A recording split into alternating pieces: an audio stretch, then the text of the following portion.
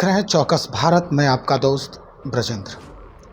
कल जिस तरह से बिहार के राजनीतिक में उथल पुथल हुआ और अचानक से त्यागपत्र दिए गए मंत्री पद से और फिर नए मंत्री जो रत्नेश सदा जी के बारे में चर्चा हुई, ये निश्चित तौर पर ये बयां कर रहा है कि तुम नहीं कोई और सही। तो ऐसे हालात में अब राज्य की जो स्थिति है, या यूं कहें कि और भी 4-5 मंत्री पद जो खाली हैं, उन मंत्रियों के पदों का क्या हश्र होने वाला है, कैसे कैसे क्या कुछ नया आयाम बनता है। दरअसल हम आज पहुँचे हैं, हमारे साथ प्रोफेसर रामबली चंद्रवंशी जी हैं और इन्हीं से हम बात करते हैं कि क्या कुछ नए अब आयाम निकल के सामने आने वाले हैं। चूँकि बिहार के राजनीति में बड़ा उथल पुथल मच गया है, ऊहापोह की स्थिति बनी हुई है। ऐसी स्थिति देखी जा रही है कि अब गठबंधन के जो स्तंभ हैं, एक एक करके ईंट जो है वो खसकते नज़र आ रहा है। क्या इससे गठबंधन का वो स्तंभ धराशायी हो सकता है क्या? देखिए, वैसी कुछ बात नहीं है। गठबंधन में सिर्फ जीतन राम मांझी जी के आने से या जाने से गठबंधन में बहुत कुछ असर पड़ेगा, वैसी बात नहीं है। और जहाँ तक जीतन राम मांझी जी का सवाल है, वो कई बार इधर से उधर पाला बदल चुके हैं, इसलिए यह गठबंधन का बहुत बड़ा मुद्दा नहीं है। गठबंधन की जो होने वाली बैठक थी, उस बैठक में भी जीतन राम मांझी जी को नहीं रखा गया था। इसका मतलब कि ये अप्रीहेंशन पहले से ही था कि मांझी जी इधर उधर उछल कूद कर रहे हैं, कहीं भी जा सकते हैं, इसलिए ये कोई बहुत बड़ा मुद्दा नहीं है। अब रही बात मंत्रिमंडल विस्तार की, तो मंत्रिमंडल विस्तार सभी कोई जानते हैं कि ये गठबंधन की सरकार है और गठबंधन में जिस दल के संख्या के मुताबिक जितनी हिस्सेदारी है, उतने हिस्सेदारी के हिसाब से चुनाव होगा।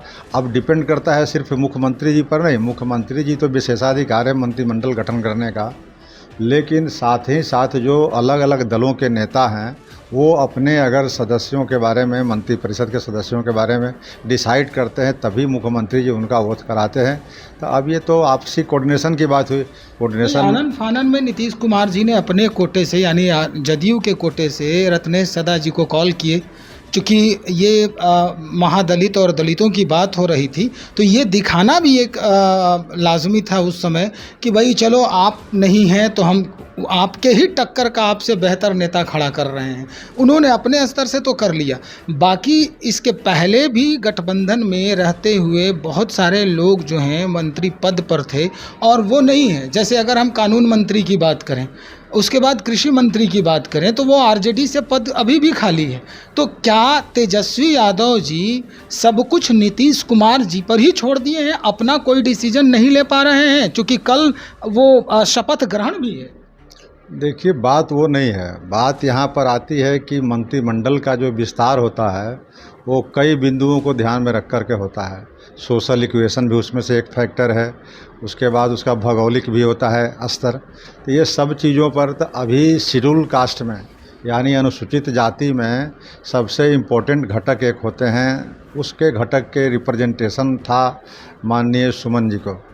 तो यह सुमन जी यानी मांझी जी के लड़के जो थे जी, तो उनके नहीं रहने से उस वर्ग का कहीं अनरिप्रेजेंटेड न रह जाए, इसके लिए माननीय मुख्यमंत्री जी नीतीश कुमार जी ने, रत्नेश सदा भी उसी संवर्ग से आते हैं, उसी मुसहर समाज से आते हैं जो आज बिल्कुल हाशिए पर है। इसलिए माननीय मुख्यमंत्री जी ने जल्दीबाजी की कि जीतन राम मांझी जी के लड़के संतोष सुमन के जाने के बाद वह वर्ग, वह संवर्ग जो है, वह अपने को उपेक्षित नहीं फील करे, उनका रिप्रेजेंटेशन उनसे बेहतर मंत्री के रूप में रत्नेश सदा जी को करने का काम कर रहे हैं। एक बात और छन के आ रही है, खुल के आ रही है, मीडिया में भी लगातार वो दिखाई दे रहा है, चल रहा है टीवी चैनलों पर भी। राष्ट्रीय अध्यक्ष हैं ललन सिंह जी, वो जदयू के, वो कहते नज़र आ रहे हैं कि छोटी दुकान है और छोटी दुकान वालों का क्या वैल्यू है, हम छोटी दुकान वालों को इतना तवज्जो नहीं देते हैं। तो अगर कोई पार्टी निर्माण करता है और अगर वो आपसे सहयोग में है, आपके सहयोग में है, तो क्या इस तरह से कहना ये उचित है कि आप छोटी दुकान है, यानी दुकानदारी चल रही है राजनीति में? अब ये सब बात कोई बहुत तथ्यहीन बात है कि ललन सिंह जी ने क्या कह दी और वो क्या कह दी, ये सब तो छोटी छोटी बातें हैं। इससे राजनीति की कहीं दशा और दिशा तय नहीं होती है इन बातों से। जिनका जो स्ट्रेंथ है उसके स्ट्रेंथ के मुताबिक पार्टी का महत्व मिलता है। और अभी कोलिशन गवर्नमेंट का ये चल रहा है फेज, तो कोलिशन गवर्नमेंट में तो छोटी छोटी पार्टियों का भी महत्व है, इससे इनकार नहीं कर सकते हैं। और उसी का परिणाम है कि जीतन राम मांझी की पार्टी है और लोगों की पार्टी है, और लोगों की पार्टी है, समय आने पर कोलिशन होता है, कोलिशन फेज है ये एक तरह का। अब जीतन राम मांझी भी हैं जो अपना दम पर कह रहे हैं कि अब दिखेगा हम का दम, हम दिखाएंगे चुनाव में कि हम में कितना दम है। कैसे मैनेज करेगी महागठबंधन? अब ये तो आने वाला समय बताएगा कि किसका कितना दम है। ये तो आज से कहने से किसी के साबित नहीं होती है। आगामी चुनाव में सब लोग अपनी अपनी शक्ति का प्रदर्शन करेंगे, जिसमें अधिक ताकत होगी वह स्थापित होगा, उनकी संख्या भारी होगी। इसलिए ये सब बात कहना अभी कोई माने नहीं रखता है। चलिए सर, आखिर में एक सवाल और है कि क्या ये जो चुनाव है, नीतीश कुमार जी ने जिस तरह से आगाज़ कर दिया है, अपने अधिकारियों को एक संबोधित कर रहे थे, अपने अधिकारियों से बैठक कर रहे थे, उन्होंने स्पष्ट तौर पे ये कहा था कि भाई आप लोग जो काम है, निर्माण कार्य जो है, इसको जल्द से जल्द पूरा कर लीजिए।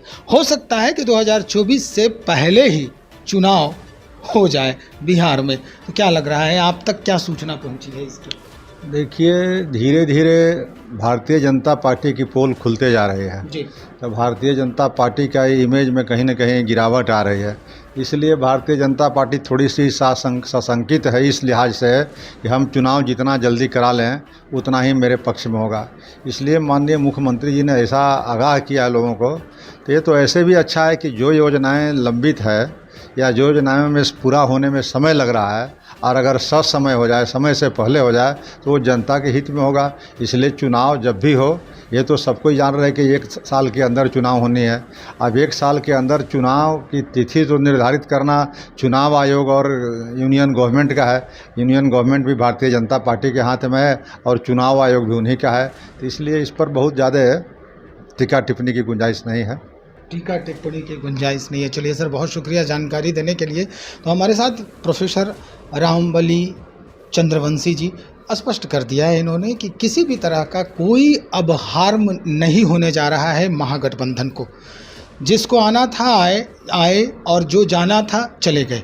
अब उनके बदले में जो भी लोग आए हैं वो उसी समाज से हैं, उसी कास्ट के हैं, और उनसे वो प्रभावित कास्ट होने वाला नहीं है। ये वोट जो है उससे प्रभावित होने वाला नहीं है कि मांझी जी ये हमेशा दम्भ भरते थे कि हमारे पास इतना, दलितों के एक हम ही नेता हैं, ऐसा कहते हमेशा नज़र आते थे।